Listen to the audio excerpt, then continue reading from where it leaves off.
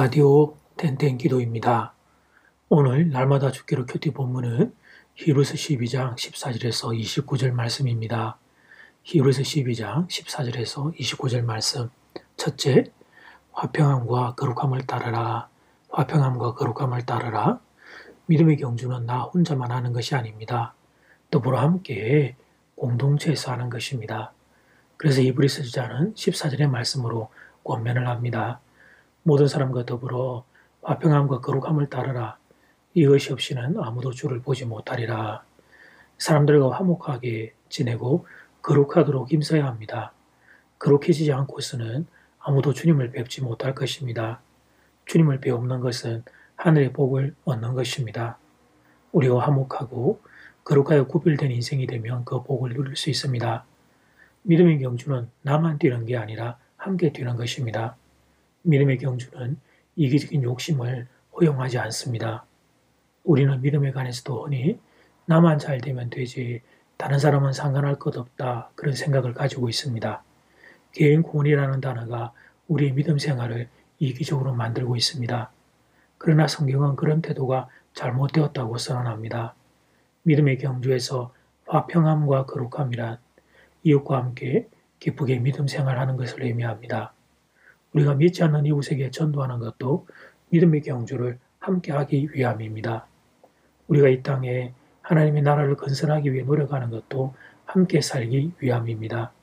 성경이 우리로 하여금 억눌린 자에게 손을 펴라고 가르치는 것도 이 때문입니다.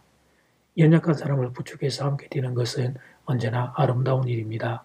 15절 말씀, 너희는 하나님의 은혜에 이르지 못하는 자가 없도록 하고 또 쓴뿌리가 나서 괴롭게 하여 많은 사람이 이로 말미암아 더럽게 되지 않게 하며 여러분 가운데 하나님의 은혜를 받지 못하는 사람이 나오지 않도록 조심하고 살펴야 합니다.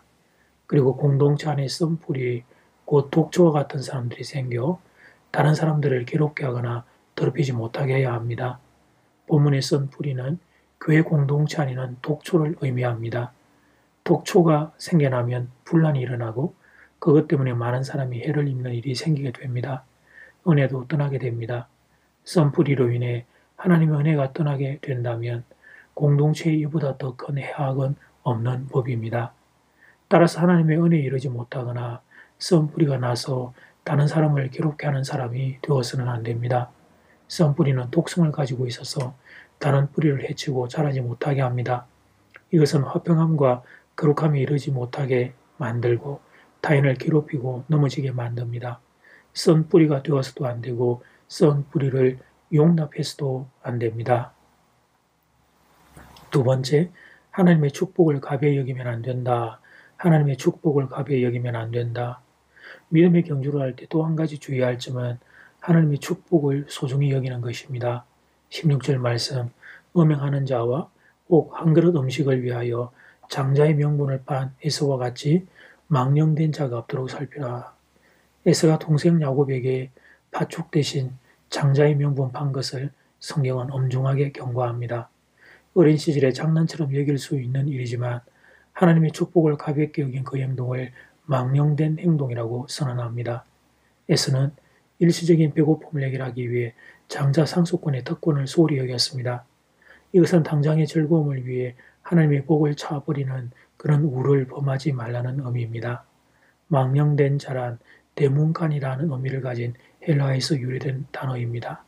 대문간에서 짓밟는 것처럼 노골적으로 하나님의 이름을 짓밟는 것을 의미합니다.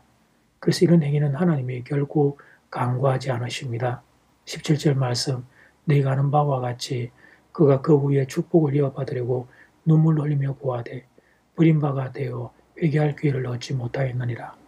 에서는 그 후에 아버지 이삭으로부터 축복을 받으려고 눈물을 흘리며 영원했지만 거절을 당했습니다. 회개할 기회를 얻지 못했다는 것은 자기가 저질러 놓은 일을 돌이킬 길이 없었다는 의미입니다.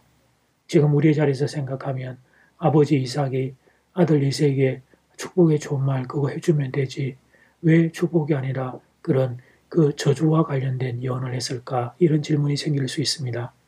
이것은 현재 2021년 대한민국에 사는 우리들 생각입니다. 그때 이삭과 이삭이 살았던 시절을 지금 우리의 시각으로 재단하면 정확히 알 수 없습니다. 그럼 여러분 이삭은 왜 그랬던 것일까요? 그렇습니다. 이삭은 하나님을 존중했던 것입니다. 하나님 주시는 분명한 말씀을 왜곡시킬 수가 없었던 것입니다. 그래서 그때 아버지 이삭의 축복은 결국 하나님이 주시는 축복이었고 아버지 이삭의 저주는 결국 하나님이 명하시는 저주였습니다. 아버지 이삭이야 에서가 자식인데 왜 좋은 말 해주고 싶지 않았겠습니까? 그러나 하나님이 아니라고 하시기에 이삭도 아니라고 말한 것입니다. 사랑하는 교회 여러분, 하나님의 축복을 소중히 여겨야 합니다. 하나님을 존중히 여기는 자를 하나님도 존중히 여겨주십니다. 이 분명한 신앙의 원리를 기억하고 하나님을 존중히 여기는 분들 될 수 있기를 소원합니다. 에서의 실수를 잊지 말고 평생 기억해야 하겠습니다. 그리고 우리는 하나님의 축복을 소중히 여기는 인생 될 수 있기를 주님 이름으로 축복합니다. 이제 첫 번째 기도 시간입니다. 받은 말씀과 개인 기도 제목을 가지고 함께 기도하는 시간입니다. 이 시간 다 함께 마음을 모아 주님 앞으로 나아가겠습니다.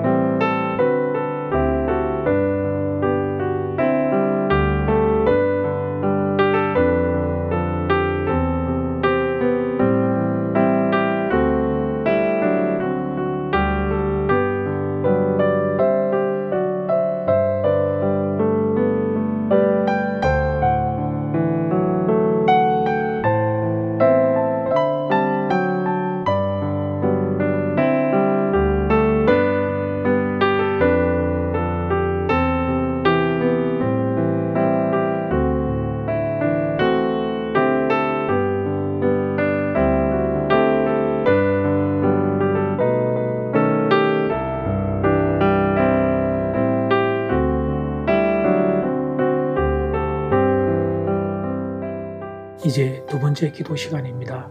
작은 일은 화평함과 거룩함을 따르라 공동체의 썬뿌리가 되면 안 된다. 작은 입은 하나님의 축복을 소중히 여겨야 한다. 에서가 장자의 명분을 소홀히 여겼던 것처럼 하나님의 축복을 가볍게 여기면 안 된다.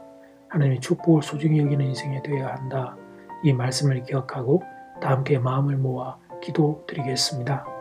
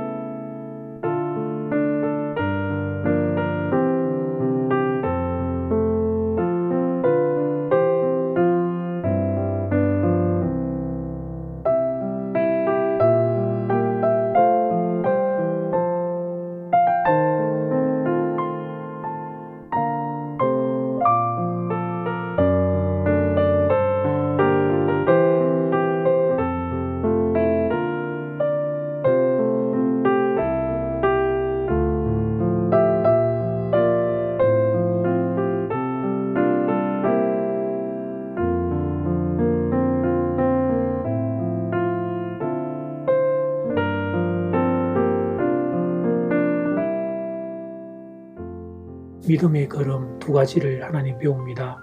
하나님 그 화평함과 거룩함을 따라 공동체의 썬뿌리가 되지 아니하도록 공동체의 다른 성도를 넘어지게 하는 썬뿌리가 되지 아니하도록 하나님 우리의 인생을 지켜주시기를 바랍니다. 하나님의 축복을 소중히 여기겠습니다. 에서가 장자의 명분을 소홀히 여겼던 것처럼 하나님의 축복을 가볍게 여기지 않겠습니다. 하나님의 축복을 소중히 여기는 인생이 되겠습니다. 특별히 우리의 자녀들이 이런 마음 가질 수 있도록 하나님 은혜를 더하여 주시옵소서. 예수님 이름으로 기도드립니다. 아멘. 이제는 각자 개인적으로 기도하시면 되겠습니다. 평안한 밤 되십시오.